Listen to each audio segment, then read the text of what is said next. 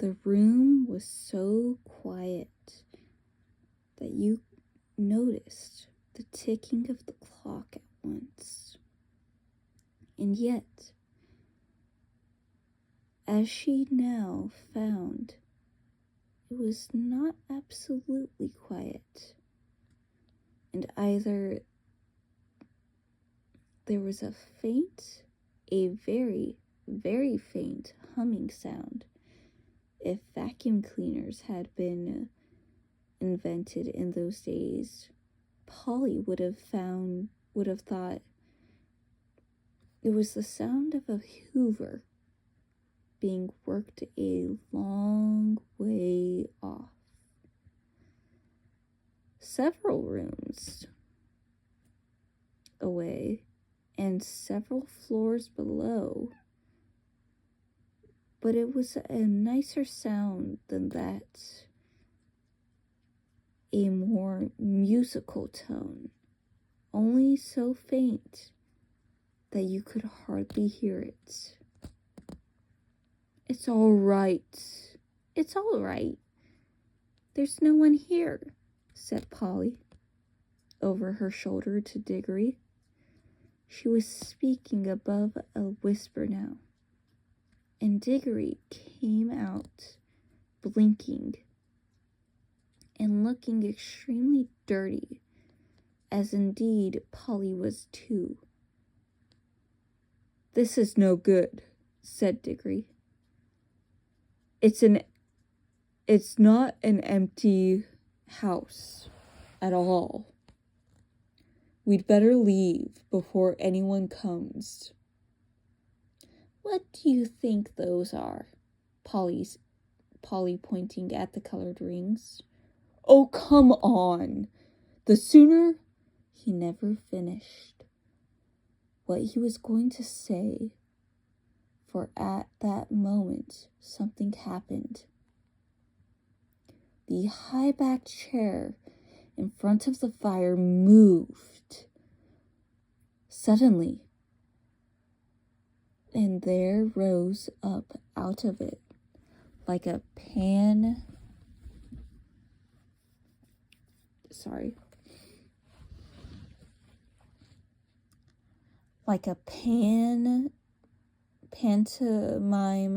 demon coming up out of a trapdoor, the alarming form of Uncle Andrew. They were not in the empty house at all. They were in Diggory's house and in the forbidden study. Both Diggory's house and the forbidden study? Both children said, "Oh," and realized their terrible mistake. They felt they ought to have known all along that they hadn't gone nearly far enough. Uncle Andrew was tall and very thin. He had a long, clean-shaven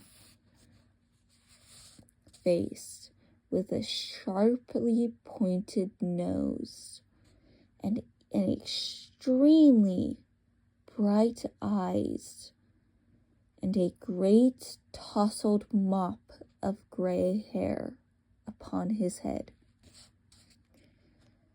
Diggory was quite speechless, for Uncle Andrew looked 1,000 times more alarming than he had ever looked before.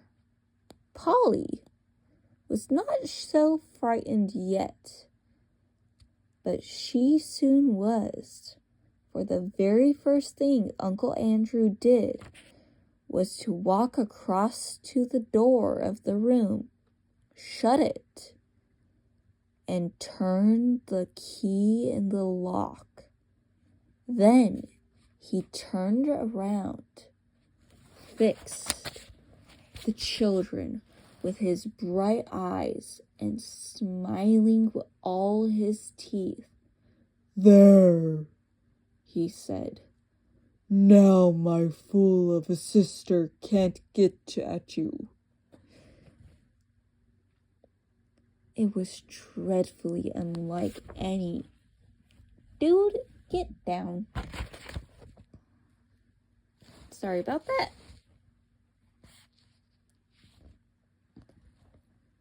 It was dreadfully unlike anything a grown-up would it be expected to do.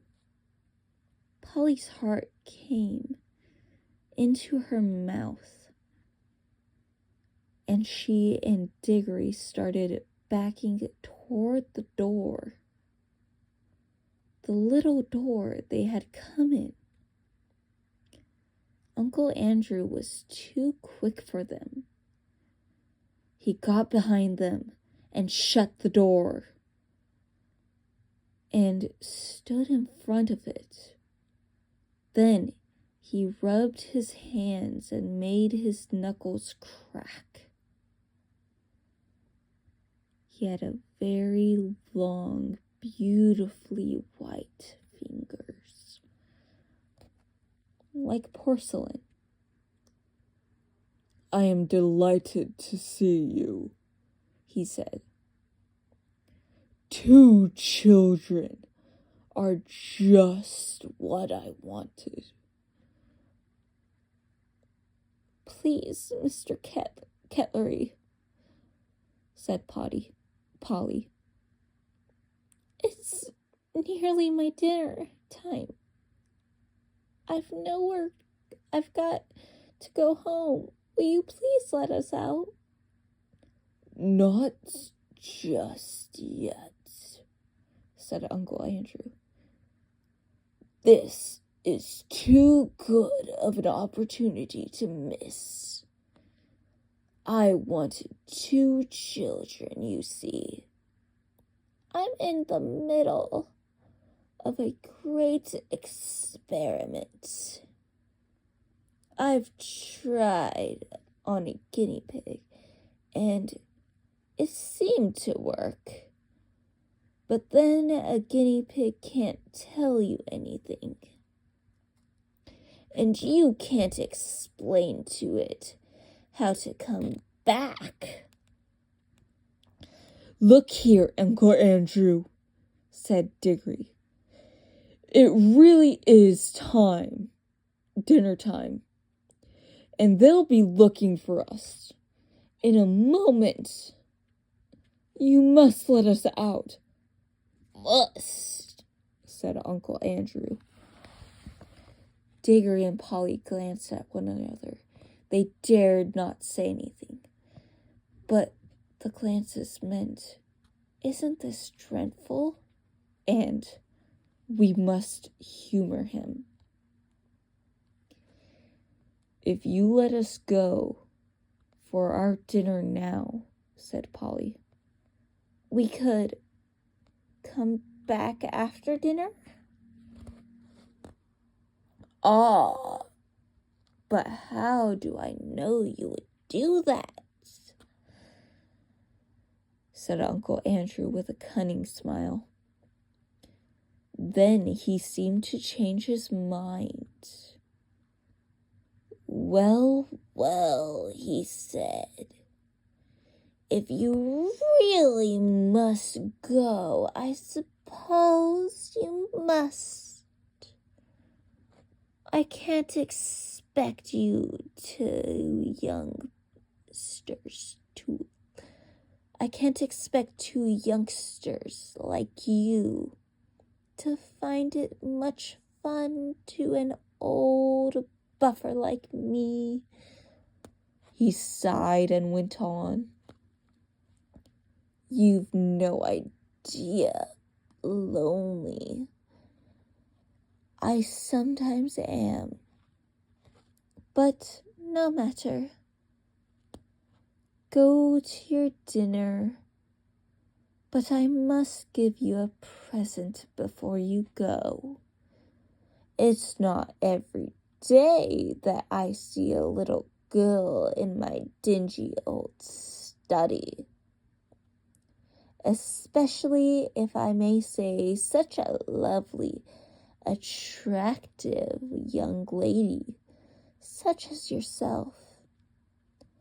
Polly began to think he might not really be mad after all. Oh, sweet Polly.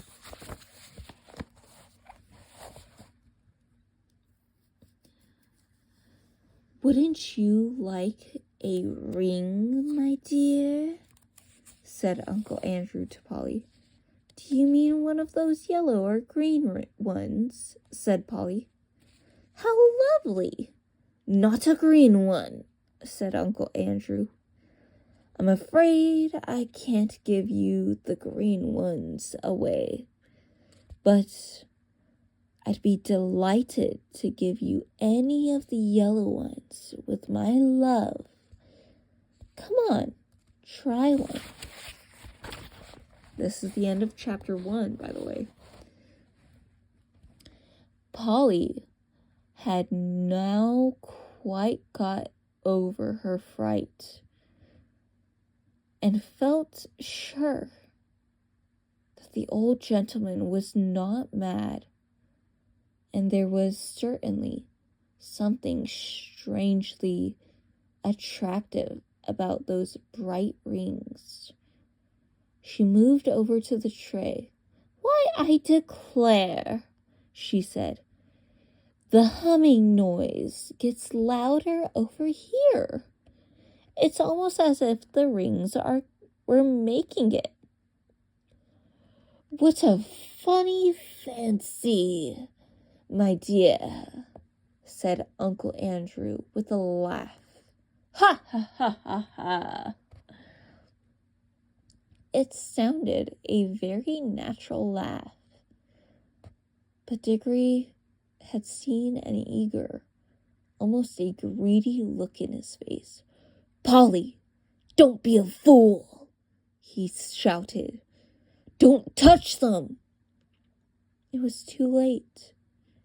Exactly as he spoke, Polly's hand went out to touch one of the rings.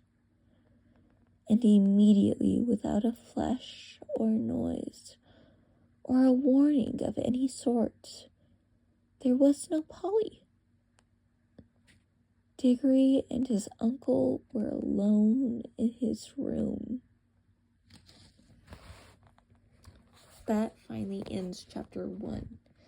Chapter 2 will start on 17 and go, I believe, until... One sec. It will go until...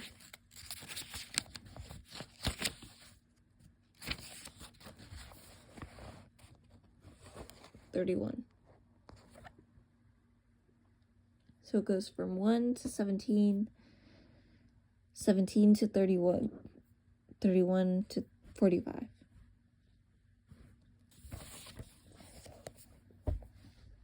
So that should show you when the next thing for reading is. Love you. Enjoy thinking of it. What do you think of the characters so far?